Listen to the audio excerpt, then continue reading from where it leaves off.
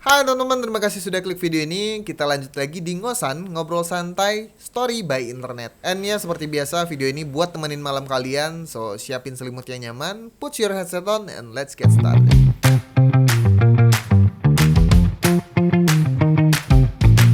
Nah, story by internet kali ini ngebahas tentang kisah cinta yang pahit di masa lampau, jauh sebelum si Fajar menjadi seorang sad boy di muka bumi ini. Yang mana darinya siapa tahu kita bisa belajar bahwa kisah cinta tak selalu berakhir dengan indah. Bahkan sejarah menceritakan kisah cinta yang terkadang plotnya membuat hati harus dikorbankan atau nyawa malah menjadi taruhannya. Dan apa sajakah kisah cinta yang menjadi warisan sejarah, baik yang telah ditulis ulang atau masih diceritakan secara langsung. Nah, berikut kisah yang pertama, kisah cinta antara Cleopatra dan Mark Antony pada zaman Romawi. Cleopatra merupakan wanita simpanan Julius Caesar, Kaisar Romawi pada saat itu. Yang mana pada saat mereka bertemu, Cleopatra berumur 21 tahun dan Julius Caesar sudah berumur 52 tahun. Mereka memiliki seorang putra yang diberi nama Ptolemy Caesar. Gue nggak tahu cara ngejanya, jadi kalau salah kalian benerin lagi. Mereka memiliki seorang putra yang diberi nama Ptolemy Caesar atau lebih dikenal dengan Caesarion. Nah, kisah pertemuan antara Mark Antony dengan Cleopatra ini bermula setelah Julius Caesar meninggal. Mark Antony meminta Cleopatra hadir ke kota Tarsus untuk membahas kelanjutan aliansi Roma dengan Mesir. Tapi justru ketika bertemu, Antony tersihir oleh kecantikannya yang kala itu menggunakan jubah Isis. Dan singkat cerita, kemudian Antony memutuskan menikah dengan Cleopatra. Meskipun Antony sudah menikah dengan seorang perempuan bernama Fulvia pada saat itu. Nah, ketika Fulvia mengetahui perkawinan suaminya dengan Cleopatra, dia lantas segera mengkonfrontasi Octavianus, lawan politiknya Antony, memanipulasinya sedemikian rupa sehingga seolah-olah dia melakukannya atas nama Antony. Octavianus pun, saingan Antony ini, merasa sangat khawatir terhadap kekuatan yang ditimbulkan oleh aliansi Cleopatra dan Antony ini.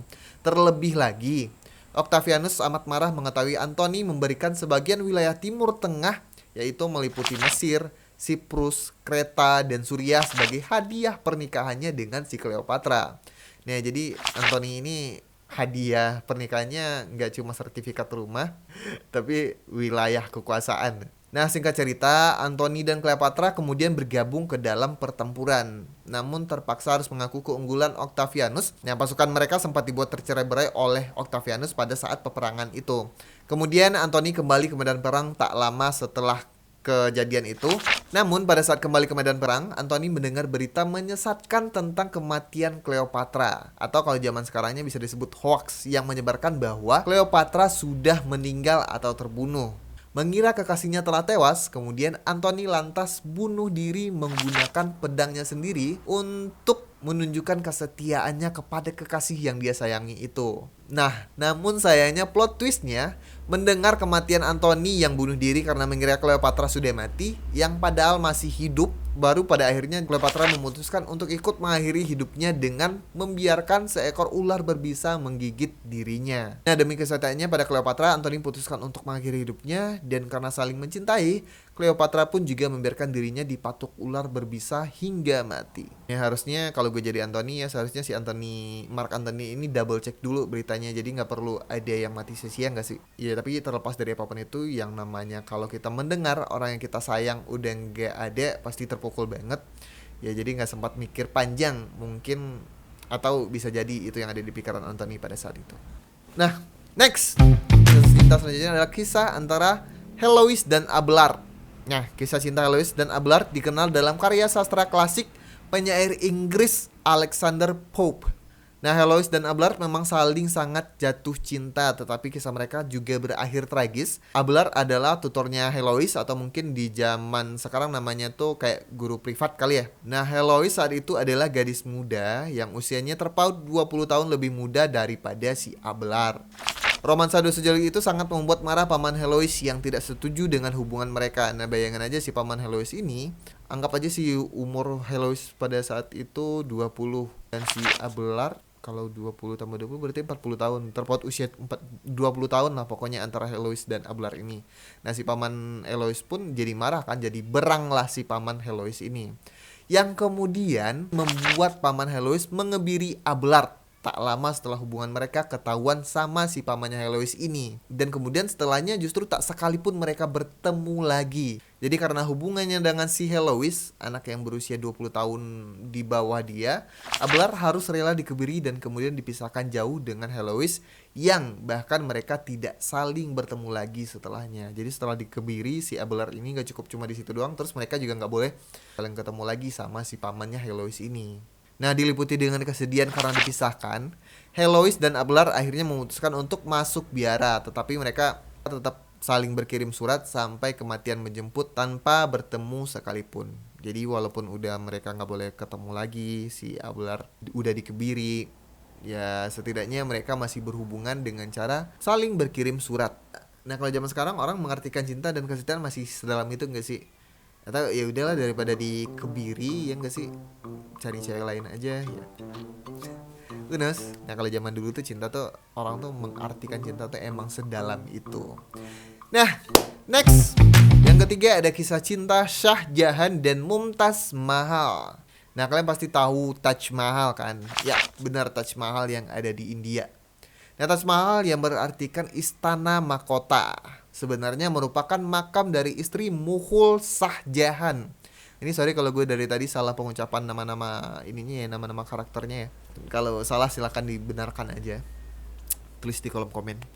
Nah, lanjut ke cerita. Kisah cinta mereka bermula saat Pangeran Khurram, panggilan Shah Jahan kala itu sebelum menjadi raja atau putra mahkota, bertemu dengan Mumtaz pada tahun 1607. Pangeran Khurram yang saat itu berusia 16 tahun berkeliaran di sekitar bazar kerajaan untuk menggoda gadis-gadis dari keluarga bangsawan yang mengelola stan. Jadi kebetulan lagi ada bazar di istana. Si Shah Jahan ini kemudian berkeliling lah. Kalau kayak sekarang tuh lagi pengen cari gebetan ya. Nah, di salah satu stan tersebut Pangeran Khurram bertemu dengan Mumtaz Mahal yang nama aslinya Arjuman Banu Begum. Nah, saat itu Mumtaz merupakan seorang gadis muda berusia 15 tahun yang ayahnya akan segera menjadi Perdana Menteri. Jadi selisih umur antara Pangeran Khurram dengan Mumtaz Mahal ini hanya terpaut 1 tahun. Nah, singkat cerita pada 27 Maret 1612, Pangeran Khurram dan Mumtaz Mahal menikah. Nah, Mumtaz Mahal yang cantik, cerdas, berhati lembut, dan peduli pada rakyat segera memikat publik dengan waktu yang singkat dan menjadi sayang dengan Mumtaz. Mumtaz Mahal rajin membuat daftar janda dan anak yatim untuk memastikan mereka diberi makan dan uang. Nah, pada tahun 1631, 3 tahun setelah pemerintahan Shah Jahan, pemberontakan yang dipimpin oleh Khan Jahan Lodi sedang berlangsung. Long story, Shah Jahan membawa militernya ke Deccan yang jauhnya sekitar 400 mil dari Agra untuk menghancurkan perampas kekuasaan. Nah, seperti biasa, Mumtaz Mahal yang walaupun kala itu sedang hamil besar, tetap menemani di sisi Shah Jahan. Jadi benar-benar menjalankan perannya sebagai support system lah. Dan kemudian pada 16 Juni 1631, ia melahirkan seorang bayi perempuan yang sehat di tenda yang dihiasi di tengah perkemahan. Nah, Mumtaz yang awalnya terlihat baik-baik saja, namun tiba-tiba kondisinya memburuk dan berubah menjadi sekarat. Saat Shah Jahan mengetahui berita yang mengejutkan tersebut, dia bergegas menemui si Mumtaz istrinya, Mumtaz Mahal istrinya. Namun sayangnya sehari setelah kelahiran putri mereka, Mumtaz Mahal meninggal dalam pelukan suaminya. Yang dia dimakamkan segera menurut tradisi Islam di dekat perkemahan di Burbanpur. Disebutkan akibat amat terpukul, ditinggal belahan jiwanya, Shah Jahan pergi ke tendanya sendiri dan menangis selama 8 hari tanpa henti. Dan juga diceritakan ketika dia muncul lagi, dia dikatakan terlihat sudah sangat tua dan berambut putih. Entah apa yang terjadi selama 8 hari itu, yang intinya adalah si Shah Jahan menangis selama 8 hari tanpa berhenti. Setelah menang melawan Khan Jahan Lodi, Shah Jahan meminta tubuh Mumtaz Mahal digali dan dibawa sejauh 700 km ke Agra. Kepulangannya adalah prosesi besar dengan ribuan tentara mengiringi dan pelayat berbaris di sepanjang rute. Nah, bisa bayangin gak sih kalau zaman itu sudah ada sosial media, kira-kira bakal FYP global gak sih? Nah, Mumtaz Mahal dimakamkan kembali sementara di tanah yang disembangkan oleh bangsawan Raja Jai Singh di dekat tempat Taj Mahal akan dibangun. Nah, jadi sebelum Taj Mahal dibangun, Mumtaz Mahal dimakamkan sementara juga di tanah yang disumbangkan oleh si bangsawan Raja Jai Singh. Dan sebagai bentuk cintanya yang teramat besar, Shah Jahan mencurahkan emosinya untuk merancang sebuah komplek makam yang indah dan rumit untuk istrinya yang sekarang kita kenal dengan nama Taj Mahal. Nah, komplek makam yang dinamai Taj Mahal ini dibangun selama 22 tahun lamanya dengan tenaga 20.000 orang pekerja.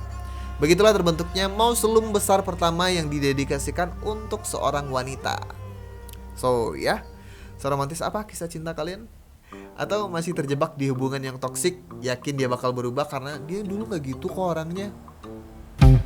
Saya that's will be the end episode Story by Internet kali ini. Ingat, jangan nonton sendirian, share linknya ke teman-teman, dan pastinya jangan lupa like, juga komen, dan subscribe untuk kita tumbuh bareng-bareng. Sampai ketemu di episode selanjutnya. Gue Jonan dan bye-bye.